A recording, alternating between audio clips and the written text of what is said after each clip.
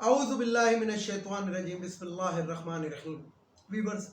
السلام علیکم۔ ویورز میں ہوں آپ کا میزبان سید احمد سمیع اور آپ دیکھ رہے ہیں سید احمد سمیع یوٹیوب چینل راولپنڈی اسلام آباد سے۔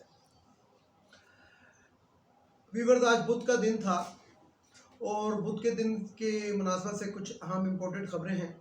تو سب سے پہلے تو لاہور ہائی کورٹ کی میں آپ کو بات بتاؤں کہ لاہور ہائی کورٹ میں یہ جو ایک ڈرامہ کھیلا گیا تھا قومی اسمبلی کے اندر کہ وہ جو اسپیکر ہے گا قومی اسمبلی کا وہ کہتا تھا کہ ایک ایک فرد جو ہے میرے سامنے پیش ہوگا تو اس کے بعد میں ان کے استعفے منظور کروں گا، لیکن ہوا کیا؟ ہوا یہ کہ جناب راتوں رات جو تھے ایک پلاننگ ہوئی امپورٹڈ حکومت کی پی ڈی ایم کی، اور انہوں نے ایک دن میں 35 پھر دوسرے دن میں 35 اور پھر ایک دم 40 یا 45 استعفے جو تھے وہ منظور کر کے الیکشن کمیشن میں بھیجے۔ اور وہ جو 45 استعفے الیکشن کمیشن میں منظور کرنے کے لیے بھیجے تھے اس کے یعنی کہ اس وقت اسپیکر جو تھا یہ جو 45 ممبران تھے یہ جناب باقاعدہ قومی اسمبلی کے ادھر گئے تو وہ ایک بہانہ لگا دیا گیا کہ جی اس میں شارٹ سرکٹ ہو گیا اور قومی اسمبلی کے ہال کو بند کر دیا گیا، ان کو در گیٹ سے اندر نہیں جانے دیا گیا۔ اس کے بعد جناب وہ اسپیکر کے گھر پہنچے تو وہ وہاں سے بھاگ لیا، رپوش ہو گیا۔ اس کے بعد چیف الیکشن کمشنر کے دفتر پہنچ کے باقاعدہ ایک درخواست سبمٹ کی گئی کہ جناب ہمارے استعفے منظور نہ کیے جائیں،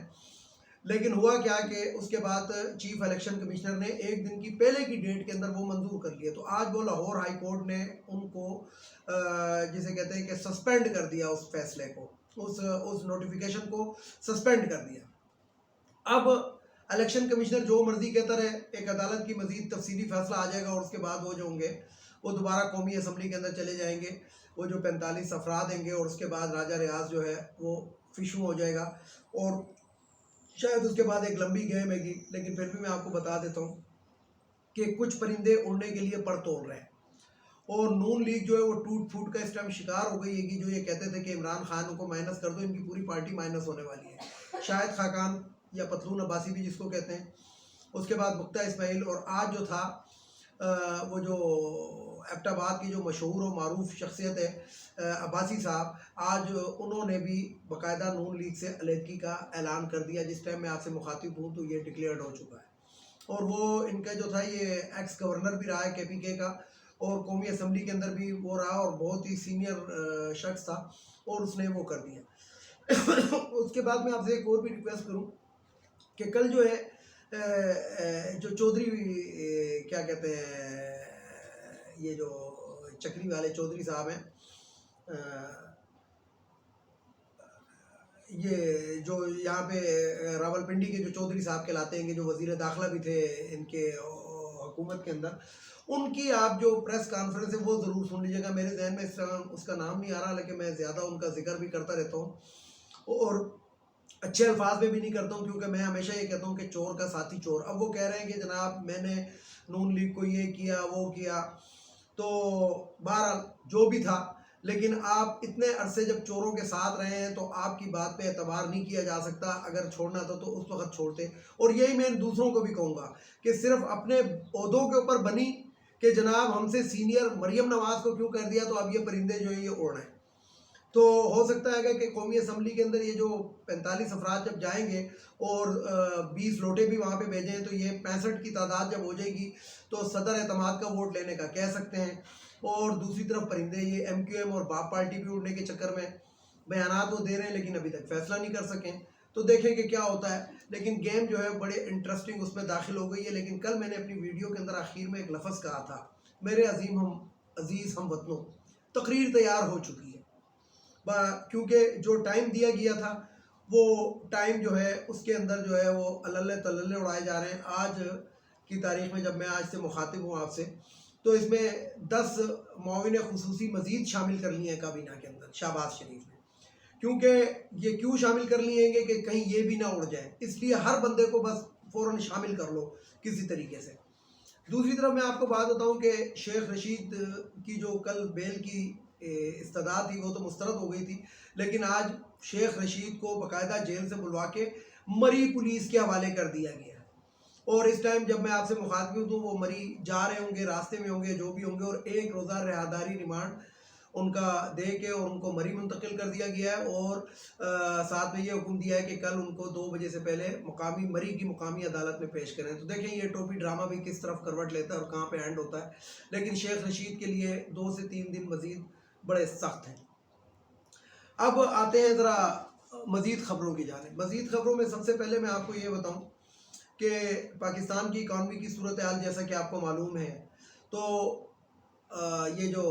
ہمارے وزیر اعظم ہیں، خود ساختہ وزیر اعظم کہہ لیں، امپورٹڈ وزیر اعظم کہہ رہے ہیں، ملاصلہ سرکار کا ہیڈ کہہ لیں، تو یہ ترکیہ جانا چاہتے تھے۔ حالانکہ اب یہاں پہ آپ معیار ذرا دیکھیں، جتنی تباہی ترکی میں ہوئی ہے اتنی ہی شام میں ہوئی ہے، لیکن شام کو ہمارا میڈیا نہیں دکھا رہا کیونکہ وہ غریب ملک ہے، ایک پسا ہوا ملک ہے، اور امریکہ کی آنکھوں میں وہ ملک کھٹکتا ہے، تو اس لیے اس ملک کو، برادر اسلامی ملک ہے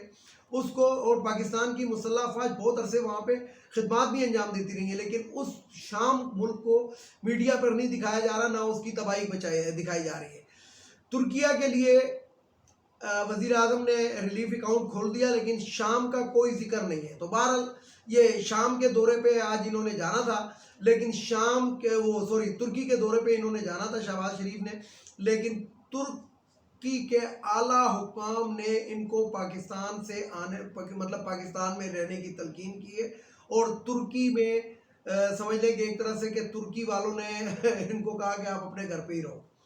آپ کی ہمیں کوئی ضرورت نہیں ہے۔ دوسرے الفاظ میں یہ ہے، تو اپنا سا منہ لے کے بیٹھ گئے، اور جناب اب بیان یہ دیا جا رہا ہے کہ ترکی کے اندر وہ ہمیں پروٹوکول نہیں دے سکتے تھے، تو ترکی میں اتنے پروٹوکول نہیں ملتے جتنے آپ سوچ رہے ہیں۔ آپ تو وہاں پہ خانسامے کے ساتھ سیلفیاں لے رہے تھے، تو آپ کو کیا پروٹوکول ملنا ہے۔ تو بہرحال یہ میں آپ کو بتاؤں، اب صدر پاکستان نے خط بھی لکھا ہے الیکشن کمیشن کو کہ جناب آپ فوری طور پہ الیکشن کا کوئی غیر قانونی غیر آئینی اقدام نہیں ہونا چاہیے۔ صدر مملکت کا بہت امپورٹنٹ خط ادھر گیا ہے، لیکن میں آپ کو بتاؤں کہ فاطمہ جناح کا دور تھا، اور ایوب خان کو باوردی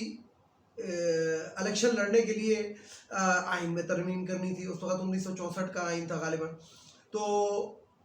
اس کو 2 ووٹ درکار تھے آئین میں تبدیل کرنے کے، تو وہ 2 ووٹ جو تھے وہ فوراً بکے،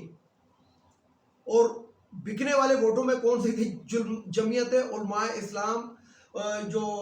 فضل الرحمان کے والد صاحب ہیں مفتی محمود، وہ جو تھا بک گیا تھا اس ٹائم۔ تو جہاں جس طرح کا باپ اس طرح کا بیٹا، اس کے اندر تو کوئی شک نہیں ہے۔ یہ مفتی محمود وہی ہے کہ جس نے پاکستان بننے کے بعد کہا تھا کہ شکر ہے اس گناہ میں ہم شریک نہیں ہیں، لیکن آج اس کا جو بیٹا ہے، جو دین فروش مولوی ہے، وہ آنکھیں نکال نکال کے، اور جناب جب وہ یہ جو 3 سال جو اقتدار سے باہر تھا، تو جسے کہتے ہیں کہ خون خوار شیر کی طرح اسلام آباد کی سڑکوں پہ روتا پیٹتا اور دندناتا اور فریادیں کرتا ہوا، اور کبھی مہنگائی مارچ کبھی کیا کرتا ہوا پھر رہا تھا۔ لیکن آج کل اس کو مہنگائی نظر نہیں آ رہی ہے، اور آج کل جو ہے وہ جسے کہتے ہیں کہ دین بھی بالکل محفوظ ہے، اور سب کچھ محفوظ ہے۔ تو بہرحال یہ کچھ باتیں تھیں جو میں نے آپ سے شیئر کرنی تھی۔ اب یہاں پہ میں آخر کے اندر ذرا سا پرویز مشرف صاحب کا ذکر کر دوں کہ کل پرویز مشرف صاحب کا نماز جنازہ پڑھایا گیا، جس کے اندر کسی بڑی سیاسی پارٹی نے، بڑی تو خیر نہیں رہی اب کوئی بھی، بڑی تو صرف پاکستان تحریک انصاف رہ گئی ہے، تو لیکن وہ جن لوگوں نے کیا کہتے ہیں کہ NRO لیا تھا پرویز مشرف صاحب سے، ان کا کوئی بھی بندہ اس کے اندر شریک نہیں تھا۔ فواد چودھری جو تھے PTI کو ریپریزنٹ کر رہے تھے، اور MQM پوری آئی ہوئی تھی، لیکن اس کے علاوہ کوئی بھی سیاسی پارٹی کا جو بندہ تھا وہ ان کے نماز جنازہ میں شرکت نہیں کی اس نے۔ تو یہاں پہ ہماری اسٹیبلشمنٹ کو سوچنا چاہیے کہ یہ وہی لوگ ہیں، یہ وہ لوگ ہیں گے کہ جو آپ لوگوں کے کندھوں پہ بیٹھ کے، آپ لوگوں کی چاپلوسیاں کر کے، آپ لوگوں کے بوٹ چاٹ کے، جرابے سونگ کے، سب کچھ کرنے کے بعد وہ ادھر آتے ہیں، اور اس کے بعد یہ آپ کو ٹھینگا دکھاتے ہیں، جس طرح باجوہ صاحب کے ساتھ ہو رہا ہے۔ تو یہ ہر ایک کو یہ نوشہ دیوار ہے، اس کو پڑھ لیں آپ، جتنی جلدی پڑھ لیں اتنا بہتر ہوگا، کیونکہ یہاں پہ میں آپ کو ایک بات بتا دوں کہ پرویز مشرف صاحب کے اوپر جو غداری کے مقدمے بنائے گئے اور ان کو جو یہ سزا دی تھی جو اسپیشل کورٹ نے، یہ پری پلانڈ ہے۔ کس طرح پری پلانڈ ہے؟ وہ صرف ان لوگوں کی نظروں میں کھٹکتا تھا، عوام کے لیے تو وہ اچھا تھا، اور ایک صحافی ہوتے تھے قریشی صاحب, انہوں نے بڑی پیاری ایک بات کی تھی ایک دفعہ کہ ایسی جمہوریت سے وہ ماشاءاللہ بہتر ہے جس کے اندر مجھے ہر چیز سستی ملتی ہے. اور آج میں آپ کو یہی بات بتاؤں کہ پرویز مشرف صاحب کے دور کے اندر میں نے ایک ویڈیو کل پرسوں شیئر کیے گی, کل رات کو شیئر کیا, آپ اس کے اندر ان کی طرف دیکھ لیں کہ اس شخص نے کون سے کارنامے پاکستان میں انجام دیے. انتہائی سستی چیزیں پاکستان کے عوام کو اویلیبل تھیں, تنخواہوں میں انہوں نے اضافہ کیا, بینکوں کو انہوں نے کھولا, میڈیا کو انہوں نے آزادی دلوائی, اور ایک وسیع پیمانے کے اوپر جسے کہتے ہیں کہ پاکستان کے اندر ایک ترقی کا دور تھا وہ. لیکن مسئلہ یہی ہوتا ہے کہ مرغے سے کسی نے پوچھا کہ یار تو صبح سب سے پہلے اٹھتا ہے اور اذانیں دیتا ہے تو تیرا حال کیا ہوتا ہے؟ اس نے کہا میں کڑھائی میں ہوتا ہوں. پھر اس کا مقصد یہ ہے کہ لوگ پاکستانی قوم اور پاکستان کے یہ مکروہ سیاستدان اپنے آقاؤں کو آخر میں اس طرح کا نشانہ بناتے ہیں, جن کے کندھوں پہ چڑھ کے آتے ہیں انہی کو ذلیل کرتے ہیں.